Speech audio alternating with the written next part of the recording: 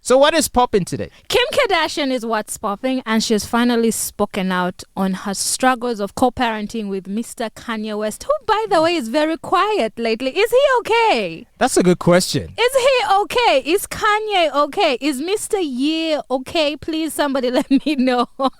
Well, I mean, obviously, was it last month or so when he was just going ballistic with all of these interviews that were earth-shattering, just shocking everyone. Exactly. I finally got my wish to have him, keep quiet. But now that he's quiet, the silence is so loud. I'm concerned. Somebody let me know if Kanye West is okay. But anyway, Kim Kardashian did sit down with Angie Martinez, and she broke down in tears while she was talking about her struggles about co-parenting with Kanye West amidst their split. And she goes on to say that she goes to great lengths to keep the drama away from the children. And she says that hiding the noise from her children while trying to be the best co-parent with Kanye West is a very, very serious struggle for her. But she jumps through hoops to make sure that the negativity isn't brought to the children. She also reflected on her relationship with her father, that is the late Robert Kardashian, and she says that she hopes to give her children the same great memories that her father gave her, but amidst this tough time of multiple waves of controversy. But this is what she had to say. Take a listen. I definitely protected him, and I still will, in the eyes of my kids, for my kids. So in my home, my kids don't know anything that goes on the outside world. And I've managed. How do you do that? I've managed to. I'm holding on by a thread. I know I'm like so close to that not happening, but while it's still that way, I will protect that to the end of the earth as long as I can. Like I will. I mean, my kids, they don't know anything. How? So with social, they're in school, they're on social. So at school, like some of my best friends are the teachers, so I know what goes on at recess. Feels like it must be a full-time job. It is. Yeah. It is. Yeah. Yeah. But worth it. Yeah. Yeah. I mean, worth it because I think that, of course, I want to disassociate in specific thoughts and things being said because that's not me. But at the same time, in my home, like I could be going through something, but if we're riding to school and they want to listen to their dad's music, no matter what we're going through and no matter what is happening in the world, like I have to have that, smile on my face and blast his music and sing along with my kids and act like nothing's wrong, as soon as I feel like it must be one day my kids will thank me for not sitting here and like bashing their dad when I could, like of course all the crazy shit that's, not just me, it kills me for my family. One day my kids will thank me. It's so heartbreaking. It's so definitely heartbreaking having to hear Kim go through this because I can relate on the level that sometimes your co-parent can just be an enemy of progress. And you're listen. I'm no fan of Kim, especially in regards to the issue with Kanye West, but I actually have some respect for her here. She's really thinking of her children and saying, look, I could sit here and bash. Yeah, I could sit here and bash my ex-husband, but I'm not going to do it. Yeah, which is very admirable.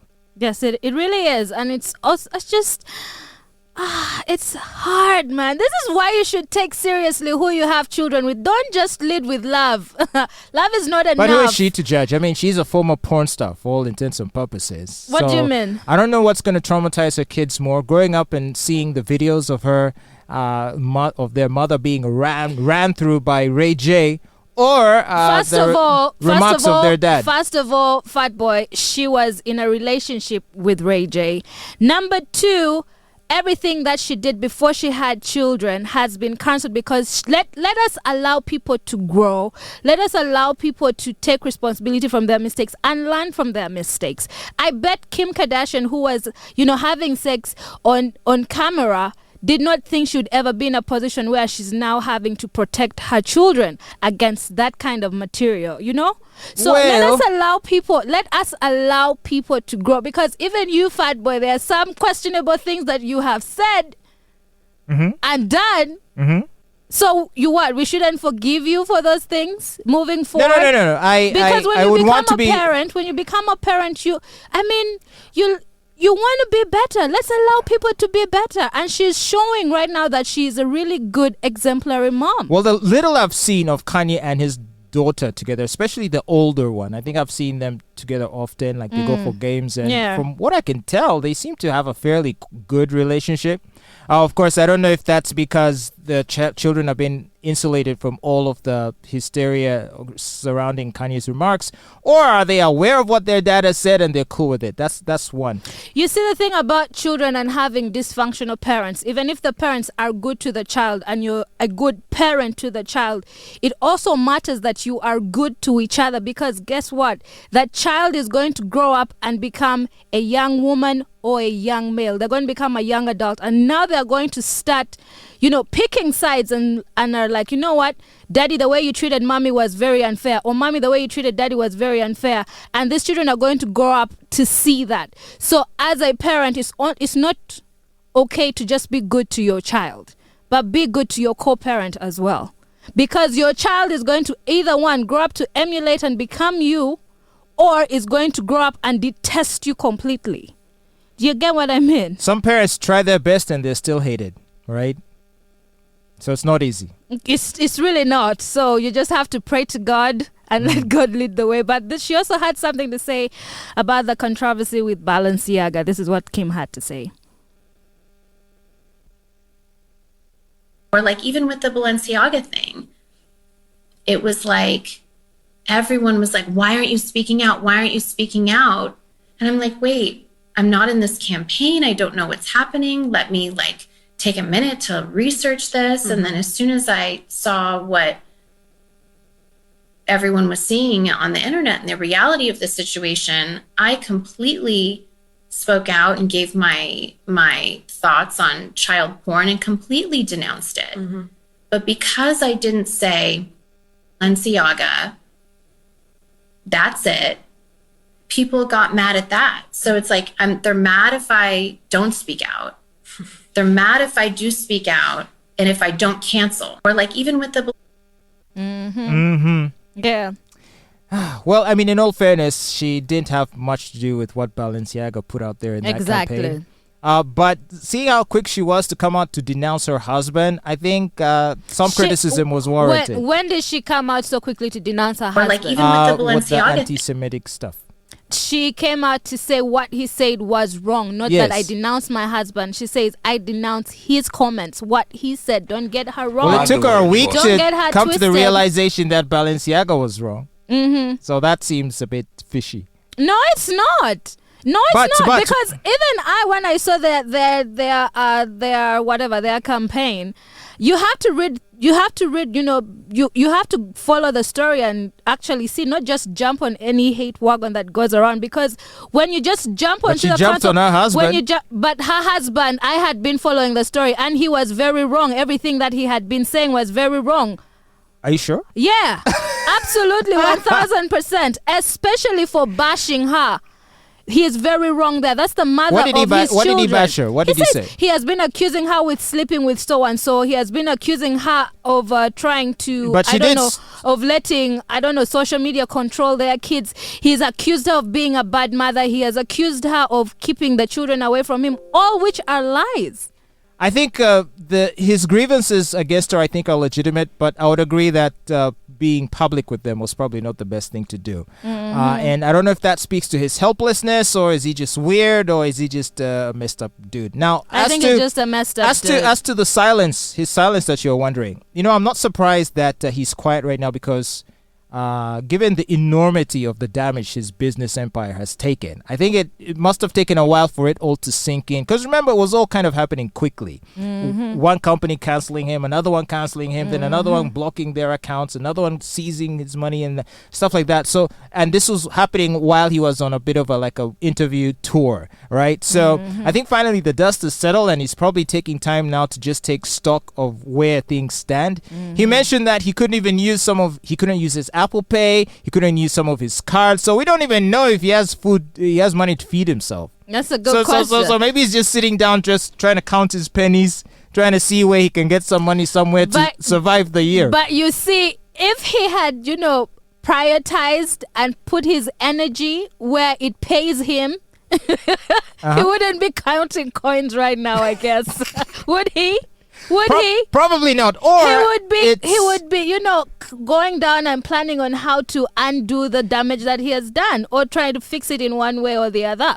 But he spent so much time going around saying nonsensical things, a lot of crap and trash, instead of minding the business that pays him.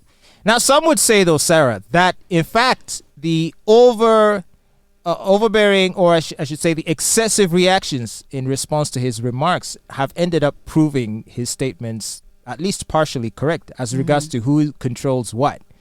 Do you know what I mean? Mm-hmm. Oh, the Jews control everything. But when was that ever a debate? Let's start there. Some people say that's an anti-Semitic trope. The Anti-Defamation League claims that to allege that Jews control everything is anti-Semitism. Mm-hmm. Now, most people would think that that's a fairly uncontroversial statement of fact, but they say such sentiments fuel hatred and violence against Jews. Now, in with respect to that particular claim, unfortunately, they have shown that he's right. It is the Jewish community, through their heavy lobbying efforts, that have essentially decimated his business empire, gotten all of his deals canceled. So in that respect, he's correct. Because he was doing business with them. So you can't go and bite the hand that feeds you and think that you're going to get out of it alive. Again, I said, Kanye should have been minding the business that feeds him, minding the business that pays him, instead of coming out here and causing that. Okay, now that you have exposed it, should we start a GoFundMe for Kanye West now? Well, now would be a good time for him to... By the way, people did start a GoFundMe for Kanye West. To make him a billionaire again. Yeah. I don't think those efforts were successful, but now would be a good time for him to drop a new album, I think. And I don't know if he has any plans to do so, although, of course, I'm sure within seconds of announcing a new album, all the streaming platforms will say they will not carry it. Like they did with R. Kelly, right? He needs to... And speaking of R. Kelly, I have more updates on R. Kelly, but I'll be sharing that a little later on the show, all right, so you don't want to miss that. But what else is popping?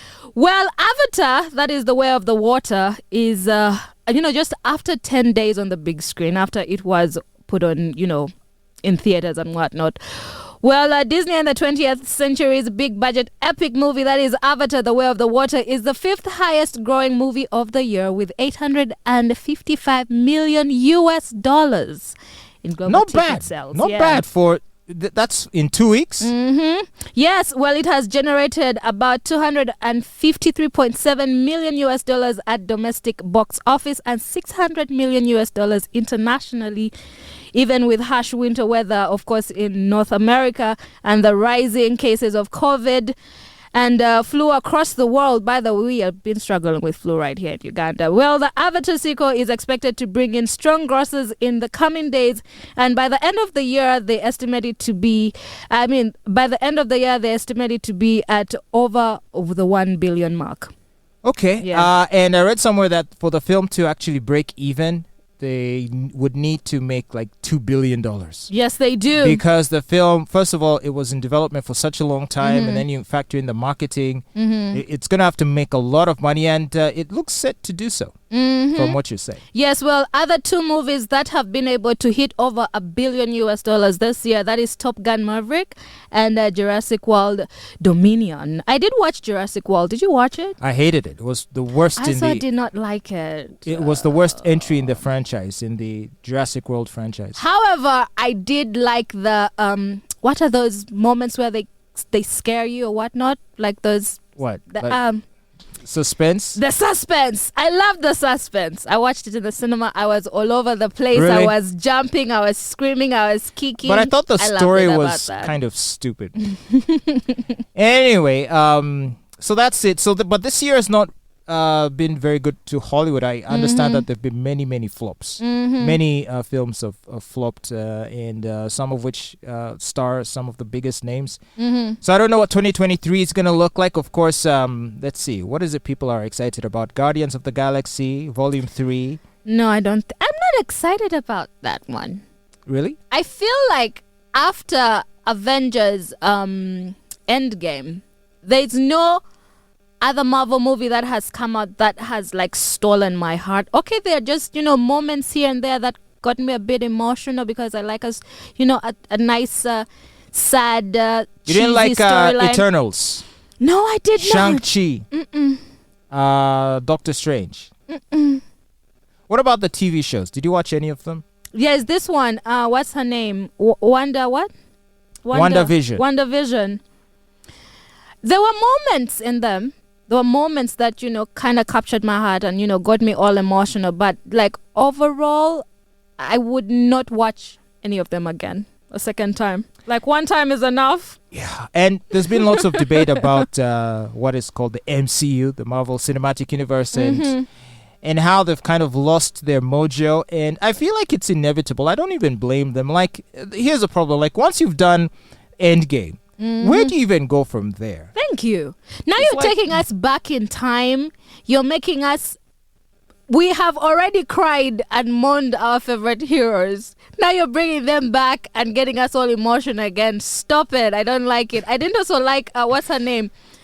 The assassin, the woman assassin person. Black Widow. Black Widow. I also didn't. I'm like, she's dead.